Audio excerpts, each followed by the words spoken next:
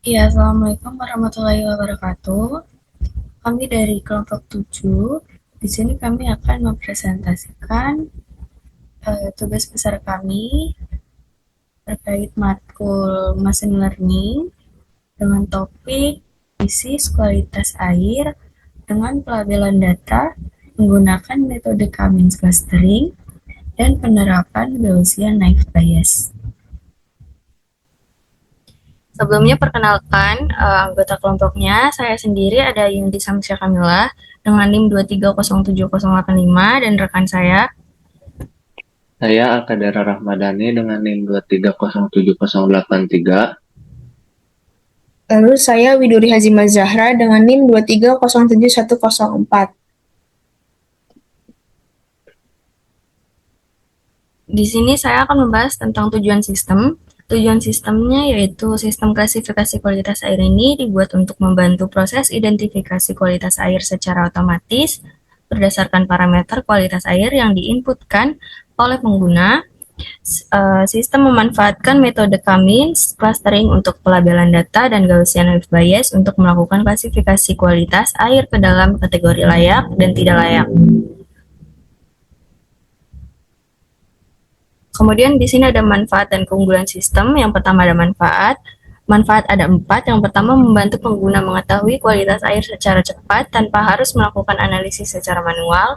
Yang kedua mengurangi kemungkinan kesalahan dalam pengambilan keputusan terkait kualitas air. Yang ketiga mempermudah proses monitoring kualitas air berdasarkan parameter yang tersedia. Yang keempat menyediakan hasil prediksi yang disertai keterangan penyebab kualitas air dinyatakan layak atau tidak layak. Kemudian ada keunggulan. Keunggulan ada 5. Yang pertama mampu melakukan prediksi kualitas air secara otomatis. Yang kedua menggunakan model machine learning sehingga hasil prediksi berdasarkan pola data, bukan hanya aturan tetap. Yang ketiga menampilkan keterangan penyebab kualitas air dinyatakan layak atau tidak layak. Kemudian yang keempat menyimpan hasil prediksi dalam bentuk PDF. Dan yang terakhir memiliki dashboard yang mudah digunakan oleh pengguna. Kemudian di sini ada alasan mengapa kita mengambil Cummins dan Gaussian naive Bayes. Karena dataset yang digunakan belum memiliki label kelas. Oleh karena itu, dilakukan proses clustering terlebih dahulu menggunakan Cummins untuk mengelompokkan data berdasarkan karakteristik kualitas air. Kemudian hasil clusteringnya digunakan sebagai label pada proses klasifikasi. Lalu alasan kelompok kami menggunakan Gaussian naive Bayes karena algoritma ini cocok digunakan pada data numerik kontinu seperti pH, temperatur, turbidity, dissolved oksigen, dan conductivity, memiliki proses komputasi yang cepat, kemudian mudah diimplementasikan, dan mampu menghasilkan tingkat akurasi yang cukup tinggi pada penelitian ini yaitu sebesar 91%. Ya, ini udah perhitungan. Kemudian mungkin source code-nya bisa dijelaskan oleh Alka.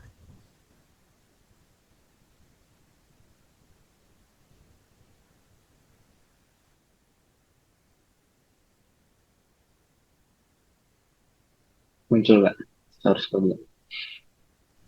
Muncul.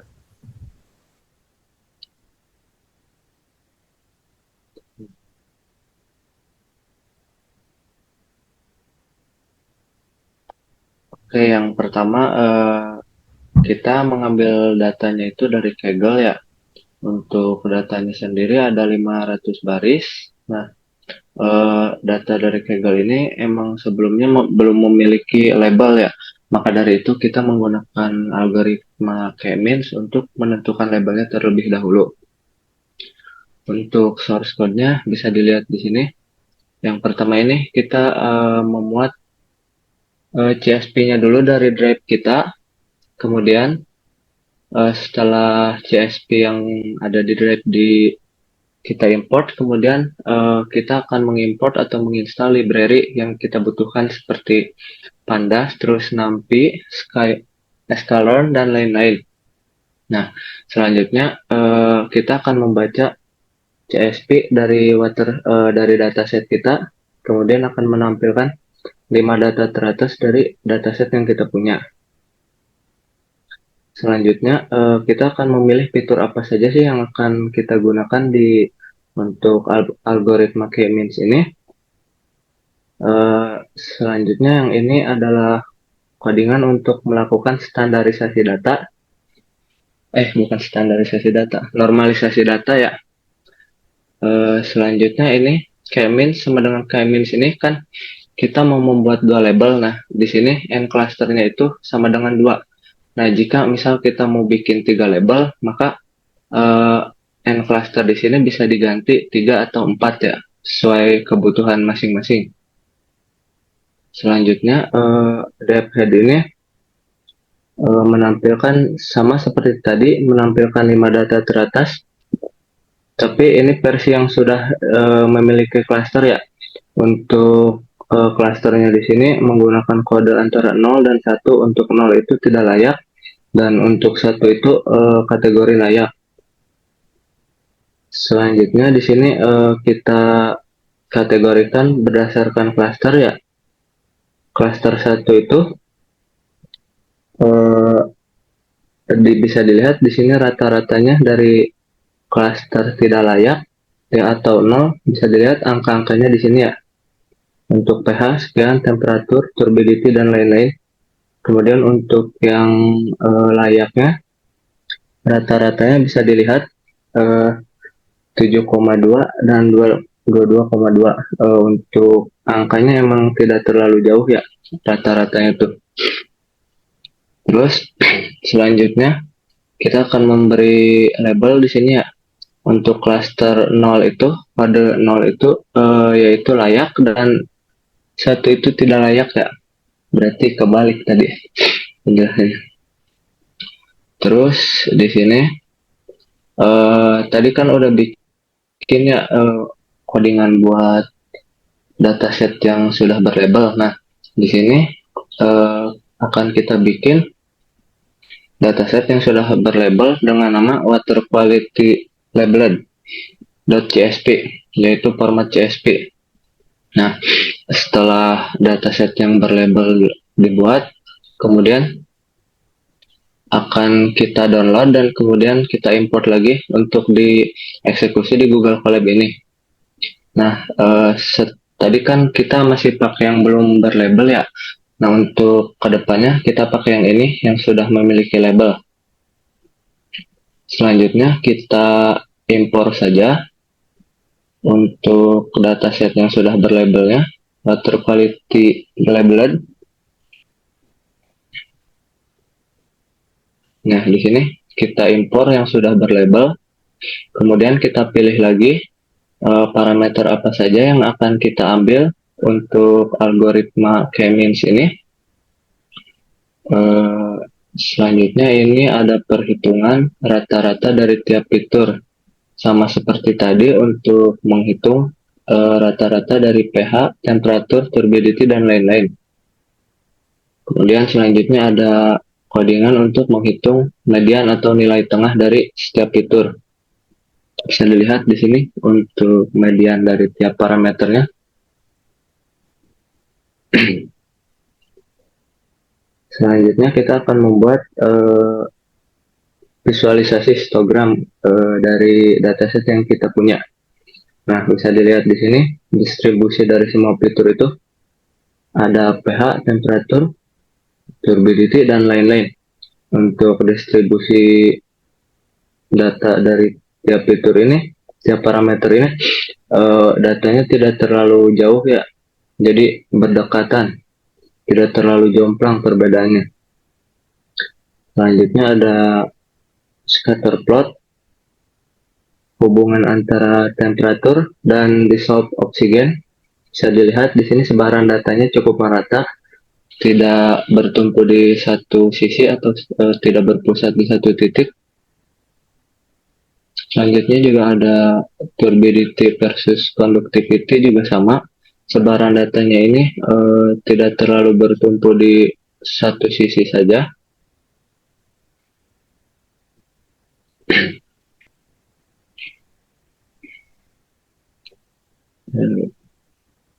Nah, di sini ada versi visual dari rata-rata setiap parameter air.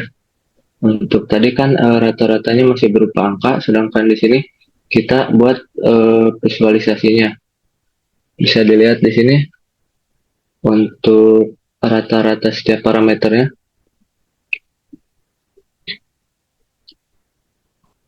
Selanjutnya ada heat map. Di sini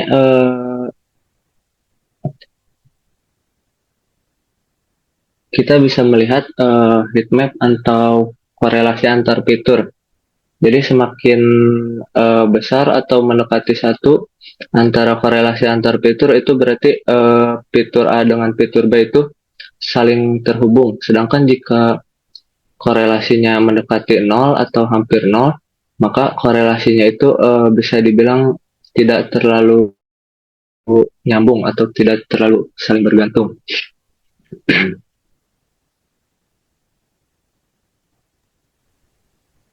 Selanjutnya ini ada distribusi label kualitas air. Nah, di sini ada hasil akhir dari 500 data yang kita punya. Nah, di sini untuk kualitas air yang layak itu ada di sekitar 270 sampel air yang layak. Sedangkan untuk yang tidak layaknya itu ada di 230-an, yaitu yang hasil akhirnya itu pas 500 ya untuk perkiraannya. Selanjutnya ada scatter plot lagi.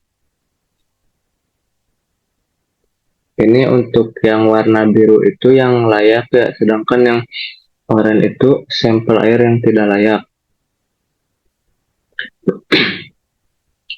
Terus sama ini juga scatter plot yang mirip dengan yang atas. Untuk yang biru itu layak dan yang oranye apa kuning sih? Oranye ini tidak layak ya.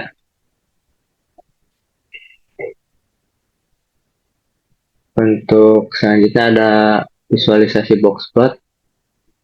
Di sini ada distribusi pH berdasarkan label. Untuk pH yang layak itu ada di rentang antara 7 sampai 7,2. Sedangkan untuk yang tidak layak ini ada di 72 sampai 7,3. Nah, selanjutnya kita akan menggunakan algoritma Gaussian Naive Bayes untuk perhitungan selanjutnya. Seperti biasa kita impor lagi dataset yang sudah mempunyai label tadi. Kemudian kita cek lagi 5 sampel data teratas. Nah, ini untuk melakukan pengecekan apakah data ada yang kosong atau tidak. Bisa dilihat di sini tidak ada data yang kosong ya. Semuanya terisi, tidak ada yang kosong. Kemudian di sini kita melakukan pengecekan apakah ada data yang duplikat atau tidak. Dan hasilnya tidak ada data yang duplikat, 0. Nah, untuk fitur X-nya ini ada pH, temperatur, dan turbidity, dan lain-lain. Untuk fitur Y-nya ini yaitu label yang layak atau tidak. Terus selanjutnya kita melakukan standarisasi.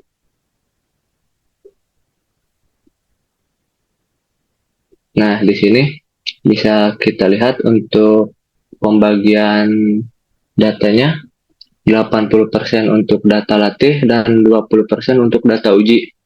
Di sini test size-nya 0,2 atau 20%. Nah, model yang kita gunakan di sini ada Gaussian Naive Bayes.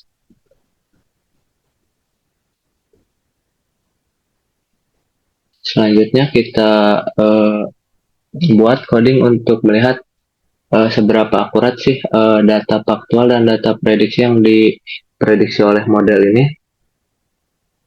Nah, hasilnya bisa dilihat di sini. Untuk aktual dan prediksinya. Nah, selanjutnya kita akan menghitung akurasinya. Untuk akurasinya di sini hasilnya itu 0,91 atau 91%. Sedangkan untuk confusion matrixnya di sini ada true positif, true negatif, false positif dan false negatif.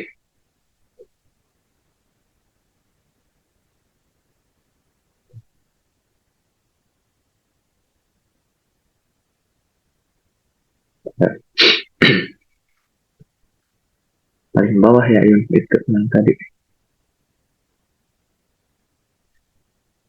Nah, di sini 52 data layak berhasil diprediksi dengan benar. Terus 4 data mengalami kesalahan prediksi pada kelas layak. Terus yang 5 ini data mengalami kesalahan prediksi pada kelas tidak layak. Sedangkan yang 39 ini data tidak layak berhasil diprediksi dengan benar. Jadi total data uji ini ada 100 data atau 20% dari keseluruhan data. Lanjut. Nah, ini kan versi numeriknya ya, sedangkan yang ini versi visualisasinya. Bisa dilihat datanya sama 52, 4, 5, dan 39. Terus selanjutnya ada classification report atau rangkuman dari perhitungan tadi ya. Di sini ada precision, recall, F1 score, dan support. Bisa dilihat untuk presisi prediksinya. Untuk layak itu 91%, sama layak dan tidak layak itu presisinya 91%. Sedangkan untuk recall ini agak berbeda sedikit ya. Untuk layak 93% dan tidak layak 89%. Untuk F1 score-nya juga sama, agak berbeda sedikit, 92% dan 90%.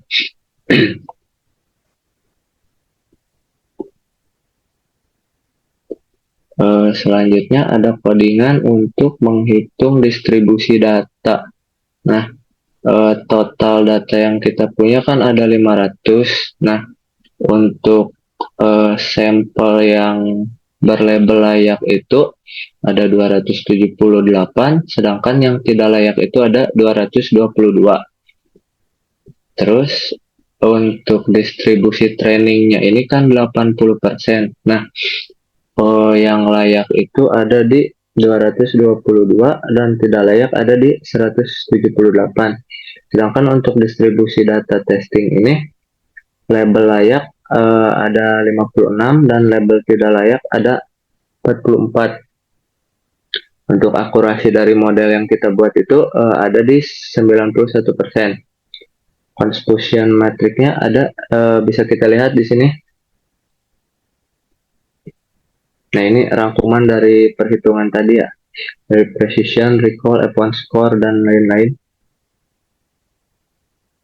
Ini juga cuman untuk evaluasi ya, confusion metric ini sudah dijelaskan tadi di atas. Bagian ini paling bawah itu cuman verifikasi ulang ya untuk memastikan apakah datanya benar, prediksinya benar atau tidak, makanya dievaluasi lagi di bagian bawah ini. Mungkin sekian codingan atau kode yang bisa saya jelaskan. Selanjutnya bisa dilanjutkan oleh Bu Duri.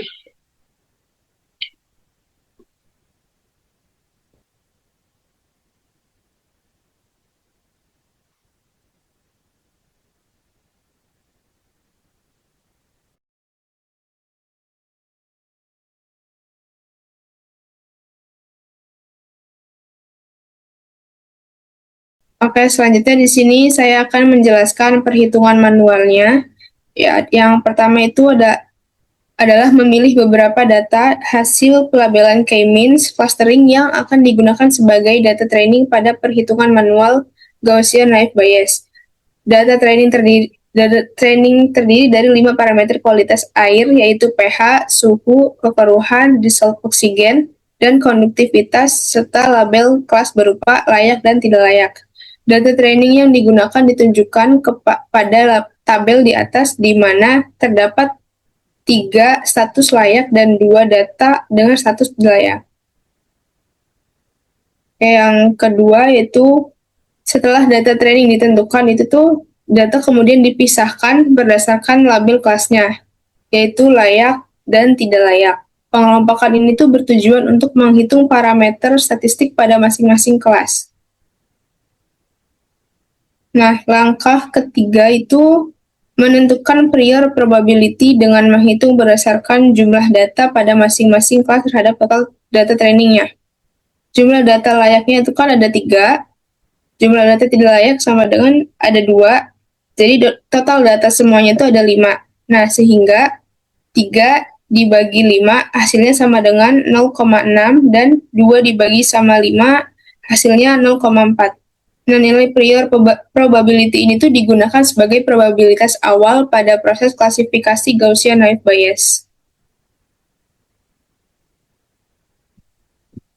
Nah, selanjutnya langkah keempat adalah menghitung nilai rata-rata min dari setiap parameter pada masing-masing kelas. Sebagai contoh nilai parameter sebagai contoh untuk nilai parameter pH pada kelas layak di data training sebelumnya, yaitu min pH layak sama dengan 7,01 ditambah 7,02 ditambah 7,12 dibagi 3. Nah, hasilnya tuh min layaknya itu 7,0,5. Nah, perhitungan yang sama juga tuh dilakukan untuk seluruh parameter pada kelas layak dan tidak layak.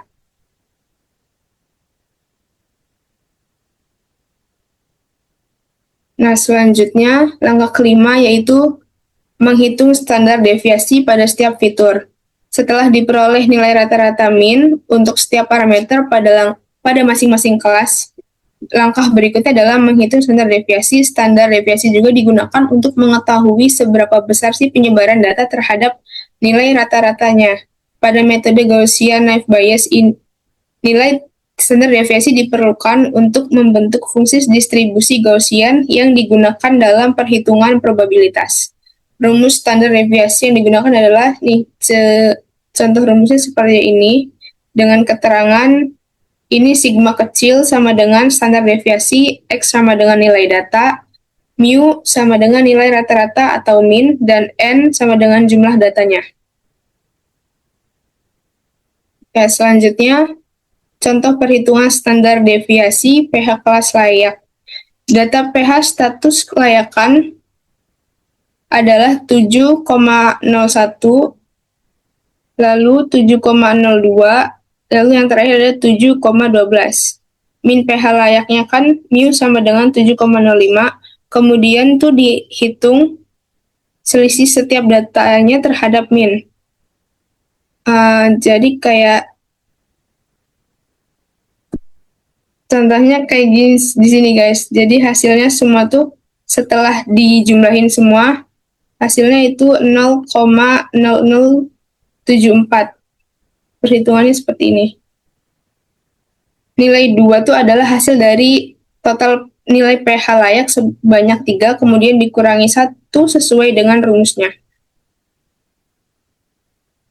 Nah, selanjutnya perhitungan yang sama juga dilakukan pada seluruh parameter, baik pada kelas layak maupun tidak layak, sehingga diperoleh hasil pada tabel standar deviasi. Berdasarkan hasil perhitungan, setiap parameter memiliki nilai standar deviasi yang berbeda. Nilai ini tuh menunjukkan tingkat variasi data pada masing-masing kelas dan akan digunakan bersama nilai min pada proses perhitungan Gaussian naive Bayes untuk menentukan apakah data ujinya tuh termasuk kategori layak atau tidak layak. Selanjutnya akan dijelaskan oleh Ayundi. Nah, di sini langkah selanjutnya adalah, atau langkah yang terakhir adalah menghitung probabilitas Gaussian setiap parameter data uji. Langkah terakhir, setelah kita memperoleh nilai min dan standar deviasi dari masing-masing kelas, langkah berikutnya adalah menghitung probabilitas setiap parameter data uji menggunakan rumus Gaussian naive Bayes seperti yang ada pada PPT, kemudian dengan keterangan X adalah nilai data uji, kemudian mu adalah min, dan sigma adalah standar deviasi. Next. Nah, kemudian di sini ada contoh untuk perhitungan pH pada kelas layak. Nah, di sini diketahui data ujinya ada pH 7,25, kemudian temperatur 23,1, turbidity 4,5, Disolved oksigen ada 7,8 dan conductivity 342. Dan di sini labelnya belum diketahui karena kita menggunakan data ini sebagai data uji. Kemudian sebelumnya data uji pH yang ini kan 7,25, kemudian min pH layak yang tadi sudah dihitung adalah 7,05, kemudian standar deviasi pH layak yang tadi sudah dihitung adalah 0,06083. Kemudian langkah yang pertama kita adalah hitung bagian penyebutnya dengan rumus seperti ini, dan kita memasukkan nilai-nilainya, dan hasilnya adalah 6,56. Next. Nah, setelah kita menghitung sebelumnya, langkah selanjutnya kita menghitung pangkat eksponensialnya dengan rumus seperti ini, dan sehingga eksponensial ini hasilnya 0,00447. Nah, mengapa ini hasilnya segini? Nah, caranya itu ada di sampingnya ya. Kayak E sama dengan 2,7182 sekian. Kemudian E ini dipangkatkan oleh hasil yang perhitungan sebelumnya. Kemudian kita hitung dan menghasilkan nilai 0,0047. Nah, ini berbeda hasilnya karena adanya perbedaan pembulatan pada angka. Next. Nah, kemudian ini adalah hasil dari perhitungan probabilitas setiap parameter data uji. Ada pH, ada suhu, ada kekeruhan, ada DO, dan ada konduktivitas. Kemudian di sini adalah hasil probabilitasnya dari kelas layak dan tidak layak dari masing-masing parameter. Dari kelas layak totalnya adalah 1,604 sekian, dan tidak layak hasilnya 8,685 sekian. Nah, hasil dari total kedua kelas layak dan tidak layak ini yang tertinggi adalah di kelas layak dengan total 1,604, sehingga data uji termasuk dalam status kategori kualitas air yang layak. Hasil data uji, hasil perhitungan menghasilkan probabilitas sebesar 0,00726886. Nah, perhitungan yang sama ini dilakukan pada seluruh parameter dan kedua kelas untuk memperoleh probabilitas total yang digunakan dalam proses klasifikasi. Nah, adanya perbedaan nilai ini yang sudah saya sebutkan tadi, adanya perbedaan karena pembulatan angka. Kemudian next week. Ya, mungkin kita coba untuk menguji menggunakan dashboardnya ya. Apakah hasilnya tuh beneran layak data ujinya tuh atau malah sebaliknya gitu. Oke, selanjutnya di sini saya akan menentukan statusnya itu beneran layak atau tidak layak pada data uji yang sudah diperhitungkan perhitungan manual sebelumnya. Widuri boleh dibantuin data pH dan lain-lainnya berapa yang data uji? Untuk pH-nya 7,25.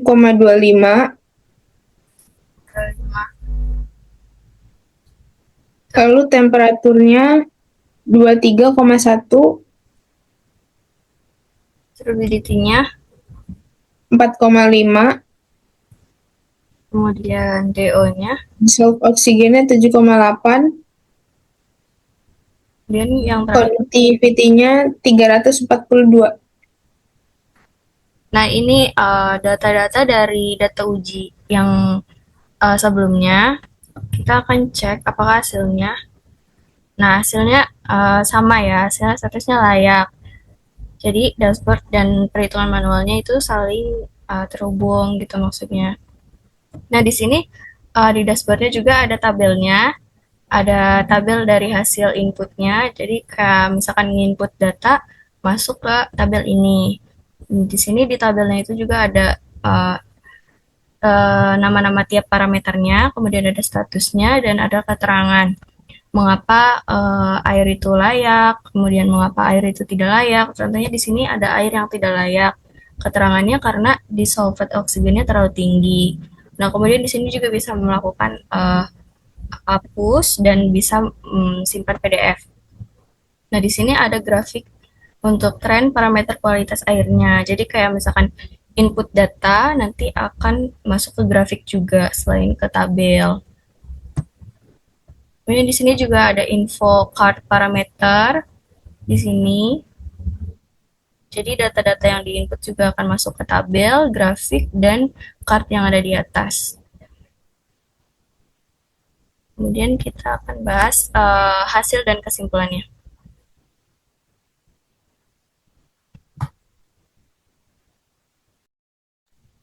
Nah, di sini ada hasil dan kesimpulan. Jadi, hasil dan kesimpulan dari sistem yang kami buat, penelitian ini yang telah dilakukan, sistem klasifikasi kualitas air yang dibangun berhasil mengintegrasikan metode K-means clustering untuk pelabelan data dan Gaussian naive Bayes untuk proses klasifikasi kualitas air. Hasil pelabelan menggunakan K-means menghasilkan kategori layak dan tidak layak yang kemudian digunakan sebagai data target pada proses pelatihan model. Berdasarkan hasil evaluasi, model Gaussian naive Bayes memperoleh nilai akurasi sebesar 91%, yang menunjukkan bahwa model mampu mengklasifikasikan kualitas air dengan baik berdasarkan parameter pH, temperatur, turbidity, dissolved oksigen, dan conductivity. Selain itu, hasil perhitungan manual menunjukkan kesesuaian dengan hasil prediksi sistem, seperti yang tadi sudah dicontohkan. Kemudian, sehingga model yang dibangun dinilai mampu mempelajari pola data dengan baik. Kemudian, dashboard yang dikembangkan juga berhasil menampilkan hasil prediksi secara otomatis, memberikan keterangan mengenai faktor penyebab kualitas air, serta menyediakan fitur penyimpanan laporan dalam format PDF. Dan dengan demikian, sistem yang dibangun dapat digunakan sebagai alat bantu untuk memprediksi kualitas air secara cepat, mudah, dan cukup akurat. Ya, mungkin itu saja presentasi untuk tugas besar machine learning dari kelompok 7. Kurang dan lebihnya kami mohon maaf. Wassalamualaikum warahmatullahi wabarakatuh. Terima kasih.